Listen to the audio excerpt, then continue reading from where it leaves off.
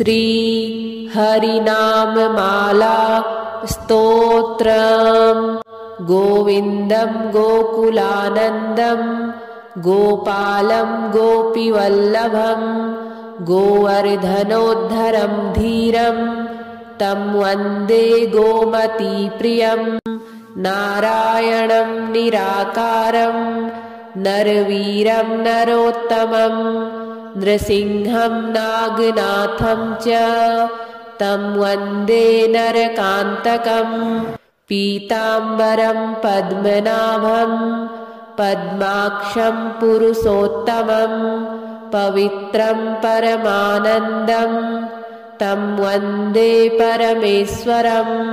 राघवं रामचन्द्रं च रावणारिं रमापतिं राजीवलोचनं रामं तं वन्दे रघुनन्दनम्। वामनं विश्वरूपं च वासुदेवं च विठ्ठलं विश्वेश्वरं विभुं व्यासं तं वन्दे देवकीसुतं। दामोदरं दिव्यसिंहं दयालुं दीननायकं दैत्यारिं देवदेवेशं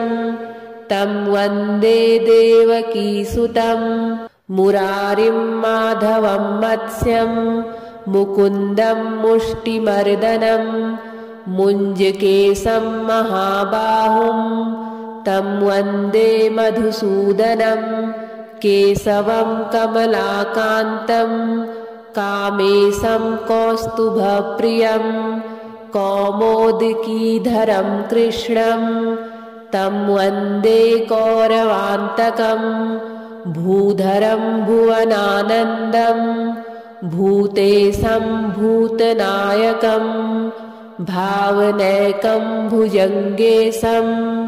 तं वन्दे भवनाशनं। जनार्दनं जगन्नाथं जगज्जाड्यविनाशकं जामदग्निं वरं ज्योतिस्तं वन्दे जलसायिनम्। चतुर्भुजं चिदानन्दं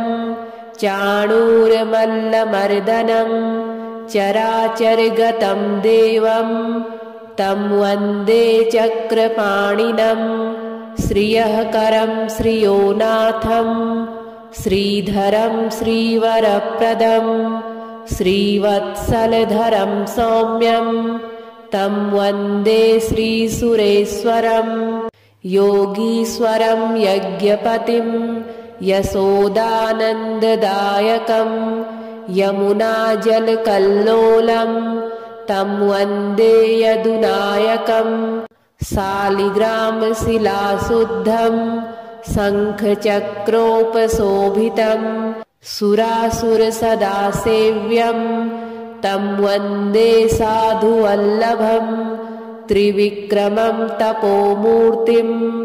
त्रिविधाघोघनाशनं त्रिस्थलं तीर्थराजेन्द्रं तं वन्दे तुलसीप्रियम्। अनन्तम् आदिपुरुषम् अच्युतं च वरप्रदम् आनन्दं च सदानन्दं तं वन्दे चाघनाशनम्। लीलया धृतभूभारं लोकसत्त्वैकवन्दितं लोकेश्वरं च श्रीकान्तं तं वन्दे लक्ष्मणप्रियं। हरिं च हरिणाक्षं च हरिनाथं हरिप्रियं हलायुधसहायं च तं वन्दे हनुमत्पतिम्। हरिनामकृता माला पवित्रा पापनाशिनी बलिराजेन्द्रेण चोक्ता कण्ठे धार्या प्रयत्नतः। गोविन्दं गोकुलानन्दं गोपालं गोपीवल्लभं गोवर्धनोद्धरं धीरं तं वन्दे गोमतीप्रियम्। नारायणं निराकारं नरवीरं नरोत्तमं नृसिंहं नागनाथं च तं वन्दे नरकान्तकम् पीताम्बरं पद्मनाभं पद्माक्षं पुरुषोत्तमं पवित्रं परमानन्दं तं वन्दे परमेश्वरम् राघवं रामचन्द्रं च रावणारिं रमापतिं राजीवलोचनं रामं तं वन्दे रघुनन्दनं वामनं विश्वरूपं च वासुदेवं च विठ्ठलं विश्वेश्वरं विभुं व्यासं तं वन्दे देवकीसुतं दामोदरं दिव्यसिंहं दयालुं दीननायकं दैत्यारिं देवदेवेशं तं वन्दे देवकीसुतं मुरारिं माधवं मत्स्यं मुकुन्दं मुष्टिमर्दनं मुञ्जकेशं महाबाहुं तं वन्दे मधुसूदनं केशवं कमलाकान्तं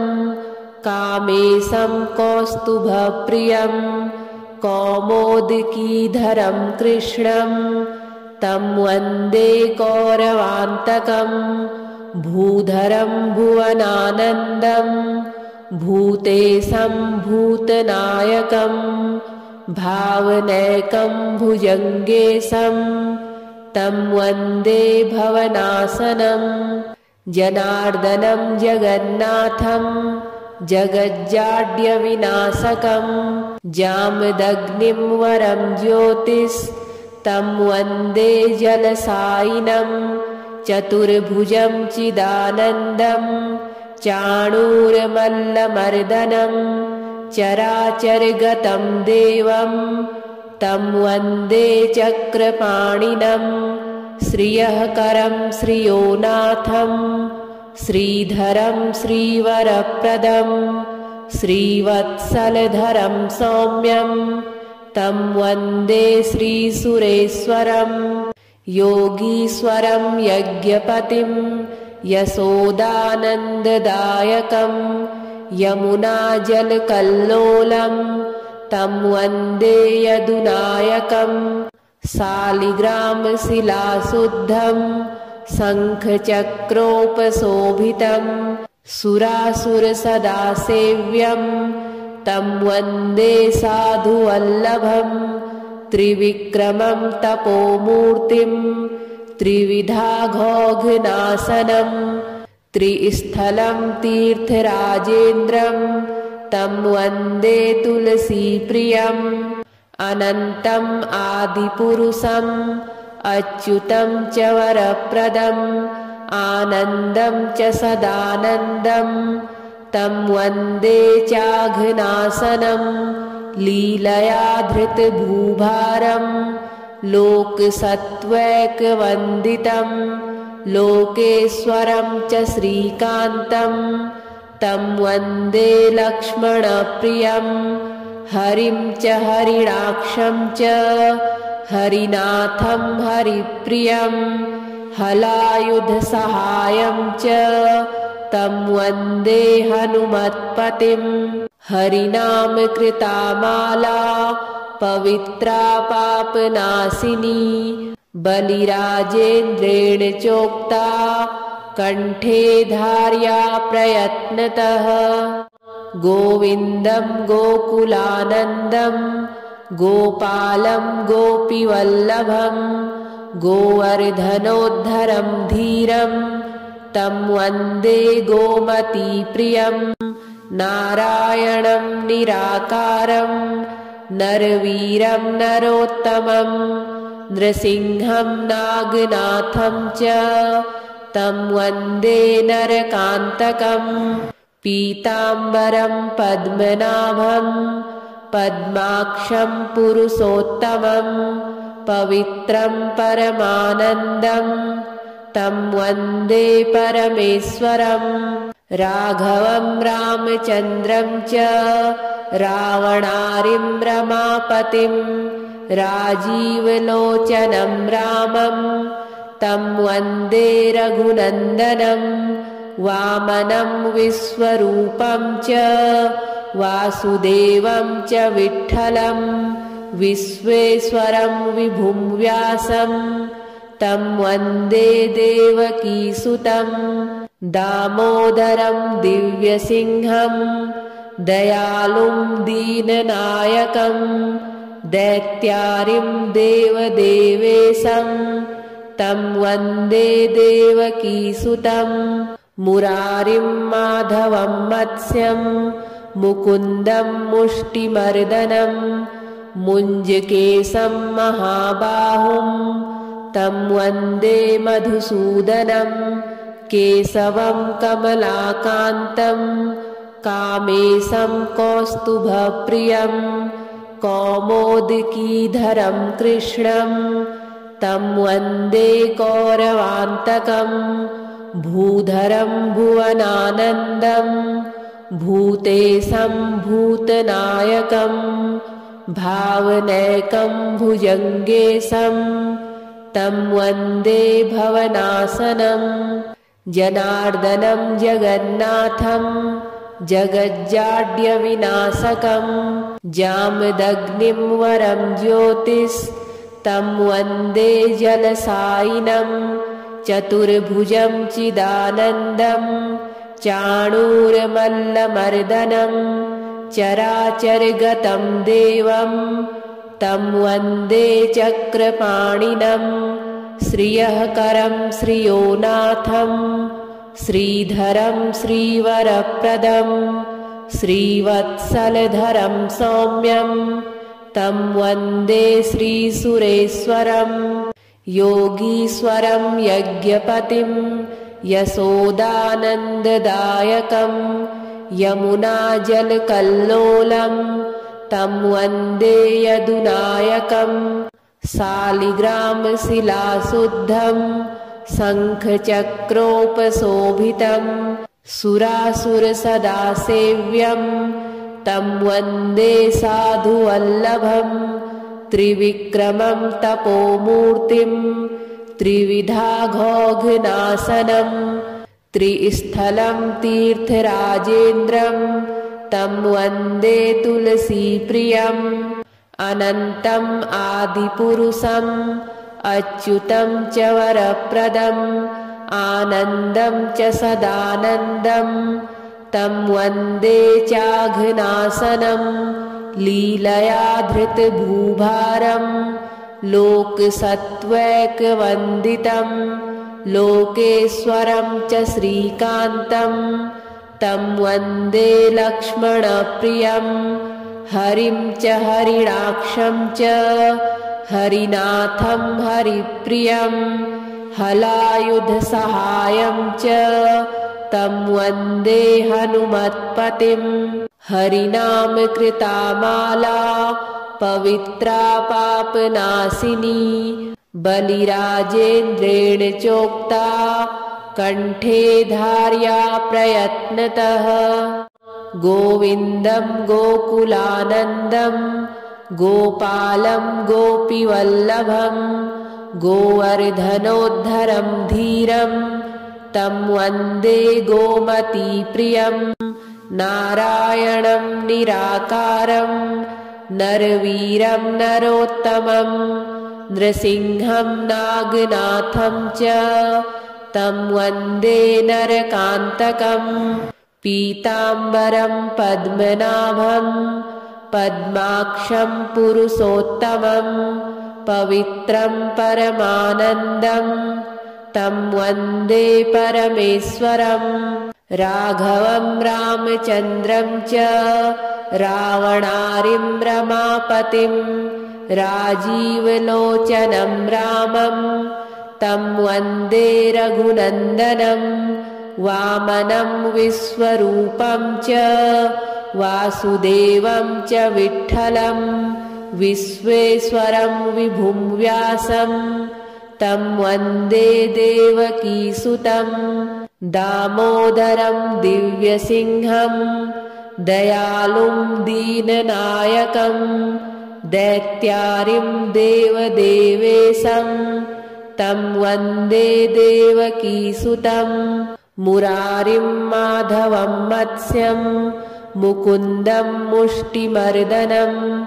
मुञ्जकेशं महाबाहुं तं वन्दे मधुसूदनं केशवं कमलाकान्तं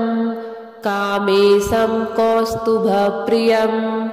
कौमोदकीधरं कृष्णं तं वन्दे कौरवान्तकं भूधरं भुवनानन्दं भूतेशं भूतनायकं भावनैकं भुजङ्गेशं तं वन्दे भवनासनं जनार्दनं जगन्नाथं जगज्जाड्यविनाशकं जामदग्निं वरं ज्योतिस्तं वन्दे जलसायिनं चतुर्भुजं चिदानन्दं चाणूरमल्लमर्दनं चराचरगतं देवं तं वन्दे चक्रपाणिनं श्रियःकरं श्रियोनाथं श्रीधरं श्रीवरप्रदं श्रीवत्सलधरं सौम्यं तं वन्दे श्रीसुरेश्वरं योगीश्वरं यज्ञपतिं यशोदानन्ददायकं यमुनाजलकल्लोलं तं वन्दे यदुनायकं शालिग्रामशिलाशुद्धं शङ्खचक्रोपशोभितं सुरासुरसदासेव्यं तं वन्दे साधुवल्लभं त्रिविक्रमं तपोमूर्तिं त्रिविधाघोघनाशनं त्रिस्थलं तीर्थराजेन्द्रं तं वन्दे तुलसीप्रियम् अनन्तम् आदिपुरुषम् अच्युतं च वरप्रदम् आनन्दं च सदानन्दं तं वन्दे चाघनाशनं लीलया धृतभूभारं लोकसत्त्वैकवन्दितं लोकेश्वरं च श्रीकान्तं तं वन्दे लक्ष्मणप्रियं हरिं च हरिणाक्षं च हरिनाथं हरिप्रियं हलायुधसहायं च तं वन्दे हनुमत्पतिं हरिनामकृतामाला पवित्रा पापनाशिनी बलिराजेन्द्रेण चोक्ता कण्ठे धार्या प्रयत्नतः गोविन्दं गोकुलानन्दं गोपालं गोपीवल्लभं गोवर्धनोद्धरं धीरं तं वन्दे गोमतीप्रियं नारायणं निराकारं नरवीरं नरोत्तमं नृसिंहं नागनाथं च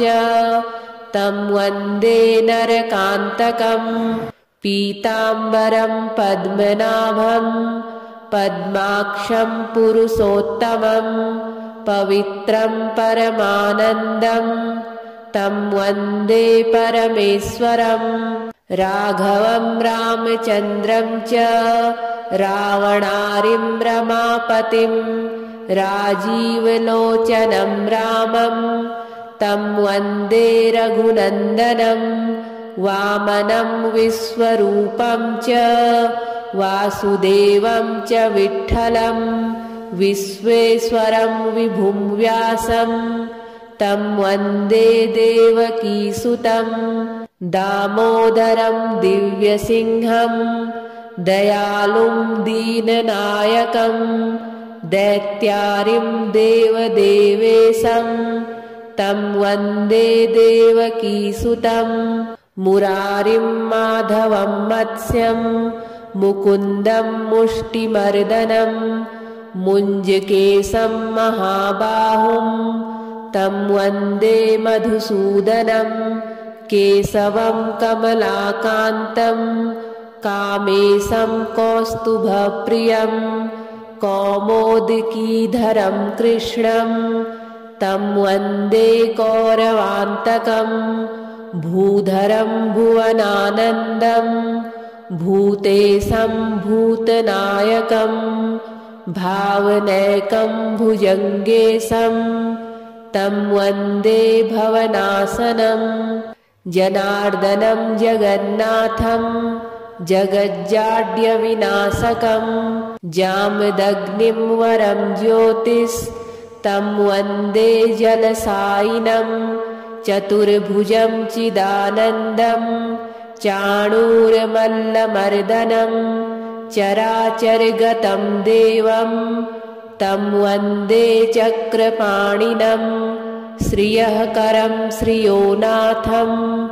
श्रीधरं श्रीवरप्रदं श्रीवत्सलधरं सौम्यं तं वन्दे श्रीसुरेश्वरं योगीश्वरं यज्ञपतिं यशोदानन्ददायकं यमुनाजलकल्लोलं तं वन्दे यदुनायकं शालिग्रामशिलाशुद्धं शङ्खचक्रोपशोभितं सुरासुरसदासेव्यं तं वन्दे साधुवल्लभं त्रिविक्रमं तपोमूर्तिं त्रिविधाघोघनाशनं त्रिस्थलं तीर्थराजेन्द्रं तं वन्दे तुलसीप्रियम् अनन्तम् आदिपुरुषम् अच्युतं च वरप्रदम् आनन्दं च सदानन्दं तं वन्दे चाघनाशनं लीलया धृतभूभारं लोकसत्त्वैकवन्दितं लोकेश्वरं च श्रीकान्तं तं वन्दे लक्ष्मणप्रियं हरिं च हरिणाक्षं च हरिनाथं हरिप्रियं हलायुधसहायं च तं वन्दे हनुमत्पतिं हरिनामकृता माला पवित्रा पापनाशिनी बलिराजेन्द्रेण चोक्ता कण्ठे धार्या प्रयत्नतः गोविन्दं गोकुलानन्दं गोपालं गोपीवल्लभं गोवर्धनोद्धरं धीरं तं वन्दे गोमतीप्रियं नारायणं निराकारं नरवीरं नरोत्तमं नृसिंहं नागनाथं च तं वन्दे नरकान्तकं पीताम्बरं पद्मनाभं पद्माक्षं पुरुषोत्तमं पवित्रं परमानन्दं तं वन्दे परमेश्वरं राघवं रामचन्द्रं च रावणारिं रमापतिं राजीवलोचनं रामं तं वन्दे रघुनन्दनं वामनं विश्वरूपं च वासुदेवं च विठ्ठलं विश्वेश्वरं विभुं व्यासं तं वन्दे देवकीसुतं दामोदरं दिव्यसिंहं दयालुं दीननायकं दैत्यारिं देवदेवेशं तं वन्दे देवकीसुतं मुरारिं माधवं मत्स्यं मुकुन्दं मुष्टिमर्दनं मुञ्जकेशं महाबाहुं तं वन्दे मधुसूदनं केशवं कमलाकान्तं कामेशं कौस्तुभप्रियं कौमोदकीधरं कृष्णं तं वन्दे कौरवान्तकं भूधरं भुवनानन्दं भूतेशं भूतनायकं भावनैकं भुजङ्गेशं तं वन्दे भवनासनं जनार्दनं जगन्नाथं जगज्जाड्यविनाशकं जामदग्निं वरं ज्योतिस्तं वन्दे जलसायिनं चतुर्भुजं चिदानन्दं चाणूरमल्लमर्दनं चराचरगतं देवं तं वन्दे चक्रपाणिनं श्रियःकरं श्रियोनाथं श्रीधरं श्रीवरप्रदं श्रीवत्सलधरं सौम्यं तं वन्दे श्रीसुरेश्वरं योगीश्वरं यज्ञपतिं यशोदानन्ददायकं यमुनाजलकल्लोलं तं वन्दे यदुनायकं शालिग्रामशिलाशुद्धं शङ्खचक्रोपशोभितं सुरासुरसदासेव्यं तं वन्दे साधुवल्लभं त्रिविक्रमं तपोमूर्तिं त्रिविधाघोघनाशनं त्रिस्थलं तीर्थराजेन्द्रं तं वन्दे तुलसीप्रियम् अनन्तम् आदिपुरुषम् अच्युतं च वरप्रदम् आनन्दं च सदानन्दं तं वन्दे चाघनाशनं लीलया धृतभूभारं लोकसत्त्वैकवन्दितं लोकेश्वरं च श्रीकान्तं तं वन्दे लक्ष्मणप्रियं हरिं च हरिणाक्षं च हरिनाथं हरिप्रियं हलायुधसहायं च तं वन्दे हनुमत्पतिं हरिनामकृता माला पवित्रा पापनाशिनी बलिराजेन्द्रेण चोक्ता कण्ठे धार्या प्रयत्नतः गोविन्दं गोकुलानन्दं गोपालं गोपीवल्लभं गोवर्धनोद्धरं धीरं तं वन्दे गोमतीप्रियं नारायणं निराकारं नरवीरं नरोत्तमं नृसिंहं नागनाथं च तं वन्दे नरकान्तकं पीताम्बरं पद्मनाभं पद्माक्षं पुरुषोत्तमं पवित्रं परमानन्दं तं वन्दे परमेश्वरं राघवं रामचन्द्रं च रावणारिं रमापतिं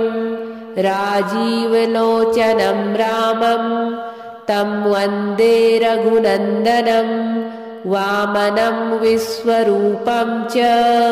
वासुदेवं च विठ्ठलं विश्वेश्वरं विभुं व्यासं तं वन्दे देवकीसुतं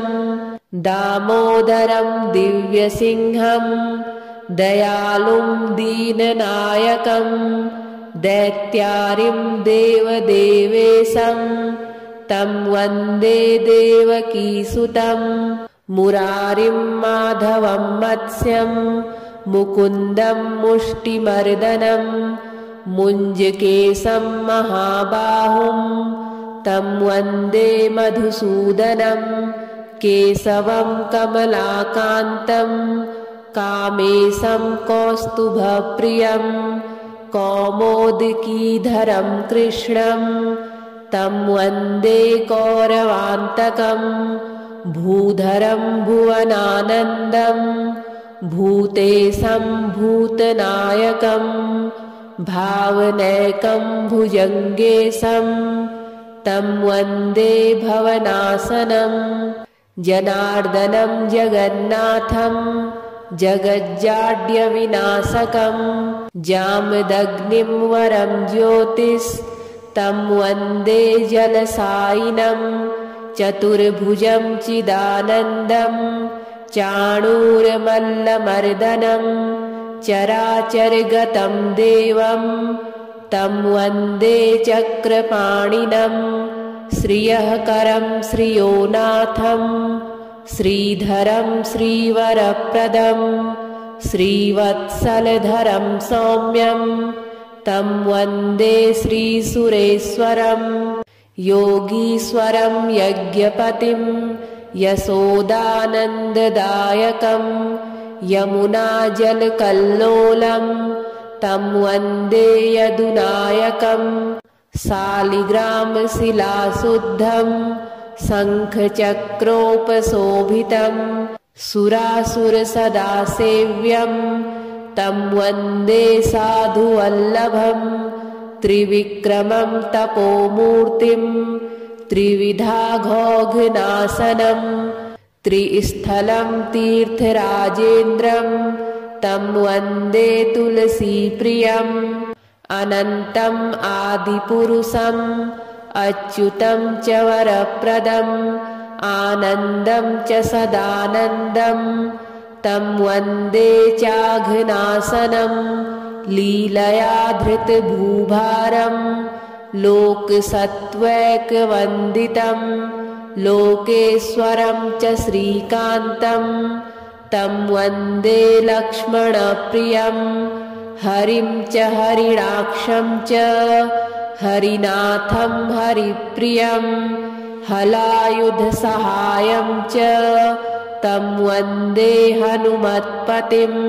हरिनामकृता माला पवित्रा पापनाशिनी बलिराजेन्द्रेण चोक्ता कण्ठे धार्या प्रयत्नतः गोविन्दं गोकुलानन्दं गोपालं गोपीवल्लभं गोवर्धनोद्धरं धीरं तं वन्दे गोमतीप्रियं नारायणं निराकारं नरवीरं नरोत्तमं नृसिंहं नागनाथं च तं वन्दे नरकान्तकं पीताम्बरं पद्मनाभं पद्माक्षं पुरुषोत्तमं पवित्रं परमानन्दं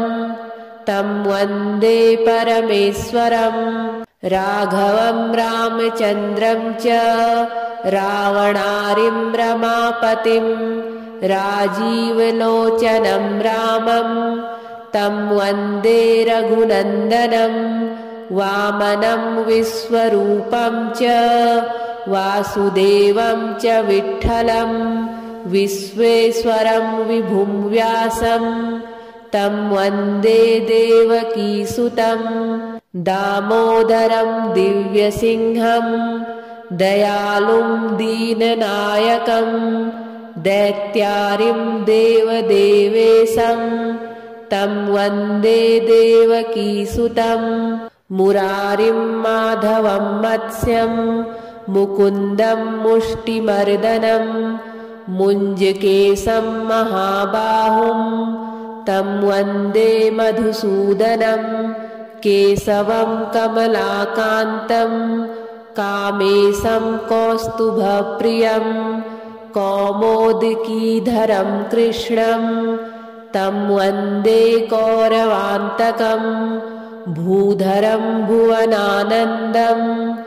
भूतेशं भूतनायकं भावनैकं भुजङ्गेशं तं वन्दे भवनाशनं जनार्दनं जगन्नाथं जगज्जाड्यविनाशकं जामदग्निं वरं ज्योतिस्तं वन्दे जलसायिनं चतुर्भुजं चिदानन्दं चाणूरमल्लमर्दनं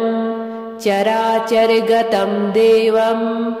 तं वन्दे चक्रपाणिनं श्रियःकरं श्रियोनाथं श्रीधरं श्रीवरप्रदं श्रीवत्सलधरं सौम्यं तं वन्दे श्रीसुरेश्वरं योगीश्वरं यज्ञपतिं यशोदानन्ददायकं यमुनाजलकल्लोलं तं वन्दे यदुनायकं शालिग्रामशिलाशुद्धं शङ्खचक्रोपशोभितं सुरासुरसदा सेव्यं तं वन्दे साधुवल्लभं त्रिविक्रमं तपोमूर्तिं त्रिविधाघोघनाशनं त्रिस्थलं तीर्थराजेन्द्रं तं वन्दे तुलसीप्रियम् अनन्तम् आदिपुरुषम् अच्युतं च वरप्रदम् आनन्दं च सदानन्दं तं वन्दे चाघनाशनं लीलया धृतभूभारं लोकसत्त्वैकवन्दितं लोकेश्वरं च श्रीकान्तं तं वन्दे लक्ष्मणप्रियं हरिं च हरिणाक्षं च हरिनाथं हरिप्रियं हलायुधसहायं च तं वन्दे हनुमत्पतिं हरिनामकृता माला पवित्रा पापनाशिनी बलिराजेन्द्रेण चोक्ता कण्ठे धार्या प्रयत्नतः गोविन्दं गोकुलानन्दं गोपालं गोपीवल्लभं गोवर्धनोद्धरं धीरं तं वन्दे गोमतीप्रियं नारायणं निराकारं नरवीरं नरोत्तमं नृसिंहं नागनाथं च तं वन्दे नरकान्तकं पीताम्बरं पद्मनाभं पद्माक्षं पुरुषोत्तमं पवित्रं परमानन्दं तं वन्दे परमेश्वरं राघवं रामचन्द्रं च रावणारिं रमापतिं राजीवलोचनं रामं तं वन्दे रघुनन्दनं वामनं विश्वरूपं च वासुदेवं च विठ्ठलं विश्वेश्वरं विभुं व्यासं तं वन्दे देवकीसुतं दामोदरं दिव्यसिंहं दयालुं दीननायकं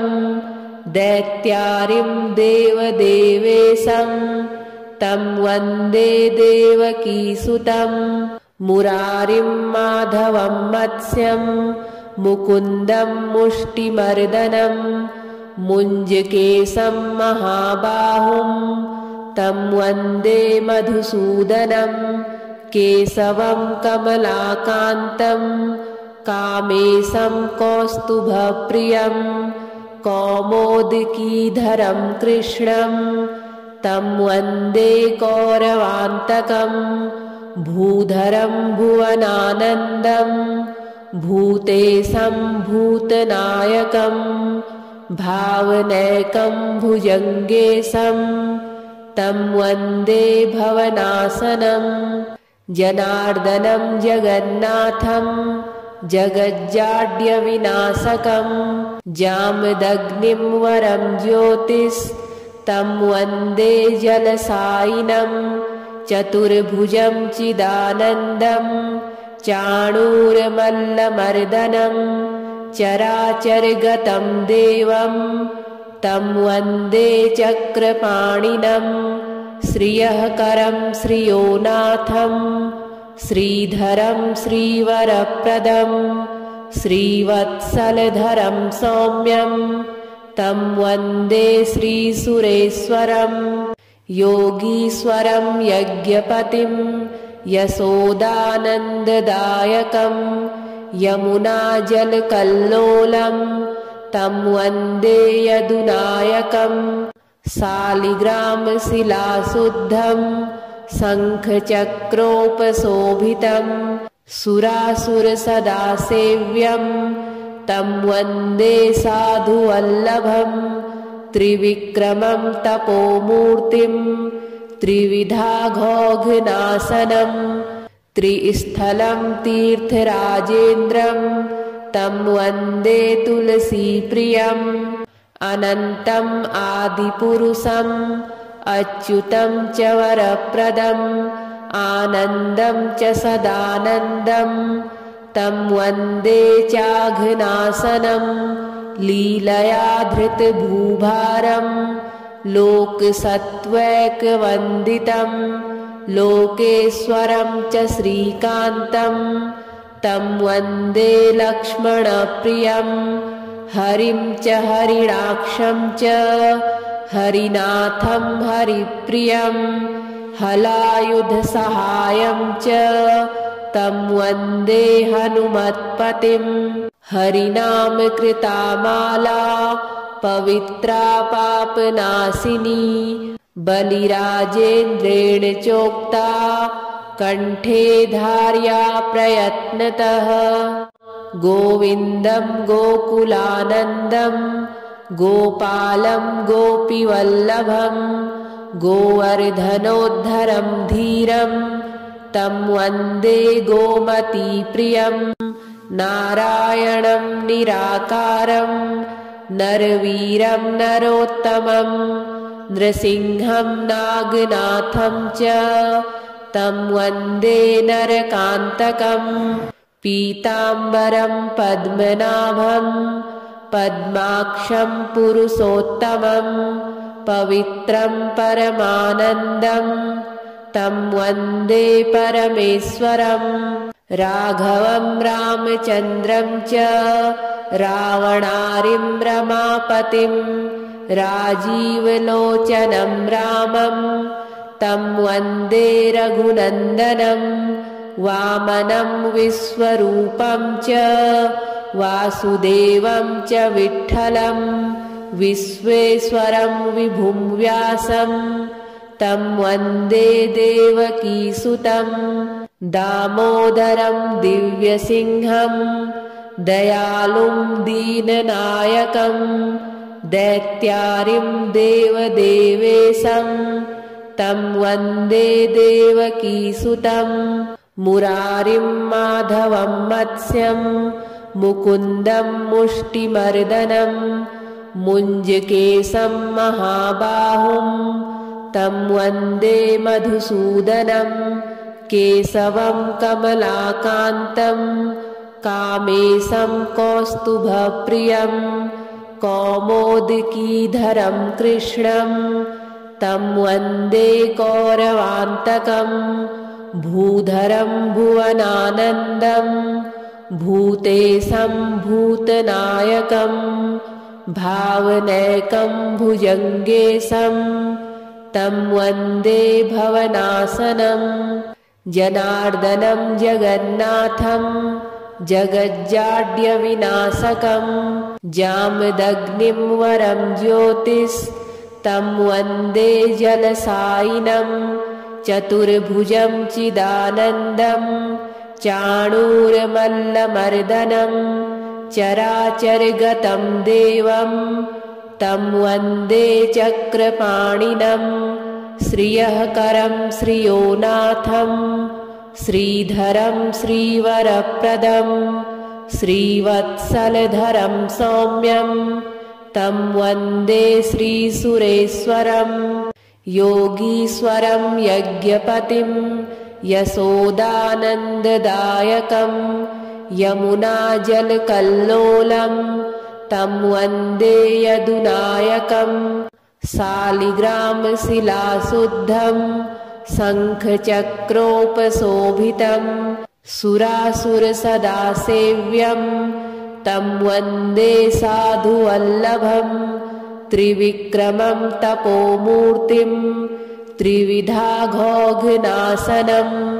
त्रिस्थलं तीर्थराजेन्द्रं तं वन्दे तुलसीप्रियम् अनन्तम् आदिपुरुषम् अच्युतं च वरप्रदम् आनन्दं च सदानन्दं तं वन्दे चाघनासनं लीलया धृतभूभारं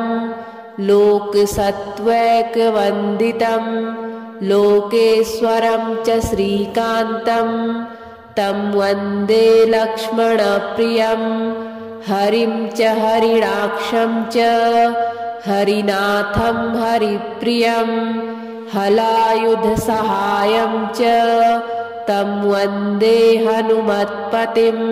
हरिनामकृता माला पवित्रा पापनाशिनी बलिराजेन्द्रेण चोक्ता कण्ठे धार्या प्रयत्नतः गोविन्दं गोकुलानन्दं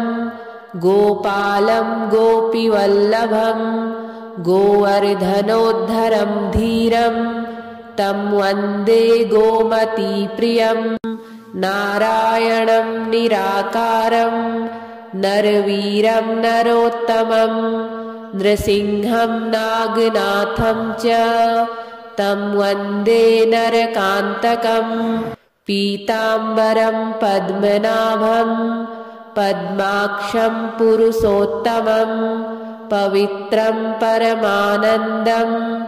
तं वन्दे परमेश्वरं राघवं रामचन्द्रं च रावणारिं रमापतिं राजीवलोचनं रामं तं वन्दे रघुनन्दनं वामनं विश्वरूपं च वासुदेवं च विठ्ठलं विश्वेश्वरं विभुं व्यासं तं वन्दे देवकीसुतं दामोदरं दिव्यसिंहं दयालुं दीननायकं दैत्यारिं देवदेवेशं तं वन्दे देवकीसुतं मुरारिं माधवं मत्स्यं मुकुन्दं मुष्टिमर्दनं मुञ्जकेशं महाबाहुं तं वन्दे मधुसूदनं केशवं कमलाकान्तं कामेशं कौस्तुभप्रियं कौमोदकीधरं कृष्णं तं वन्दे कौरवान्तकं भूधरं भुवनानन्दं भूतेशं भूतनायकं भावनैकं भुजङ्गेशं तं वन्दे भवनाशनं जनार्दनं जगन्नाथं जगज्जाड्यविनाशकं जामदग्निं वरं ज्योतिस्तं वन्दे जलसायिनं चतुर्भुजं चिदानन्दं चाणूरमल्लमर्दनं चराचरगतं देवं तं वन्दे चक्रपाणिनं श्रियःकरं श्रियोनाथं श्रीधरं श्रीवरप्रदं श्रीवत्सलधरं सौम्यं तं वन्दे श्रीसुरेश्वरं योगीश्वरं यज्ञपतिं यशोदानन्ददायकं यमुनाजलकल्लोलं तं वन्दे यदुनायकं शालिग्रामशिलाशुद्धं शङ्खचक्रोपशोभितं सुरासुरसदासेव्यं तं वन्दे साधुवल्लभं त्रिविक्रमं तपोमूर्तिं त्रिविधाघोघनाशनं त्रिस्थलं तीर्थराजेन्द्रं तं वन्दे तुलसीप्रियम् अनन्तम् आदिपुरुषम् अच्युतं च वरप्रदम् आनन्दं च सदानन्दं तं वन्दे चाघनाशनं लीलया धृतभूभारं लोकसत्त्वैकवन्दितं लोकेश्वरं च श्रीकान्तं तं वन्दे लक्ष्मणप्रियं हरिं च हरिणाक्षं च हरिनाथं हरिप्रियं हलायुधसहायं च तं वन्दे हनुमत्पतिम् हरिनामकृता माला पवित्रा पापनाशिनी बलिराजेन्द्रेण चोक्ता कण्ठे धार्या प्रयत्नतः।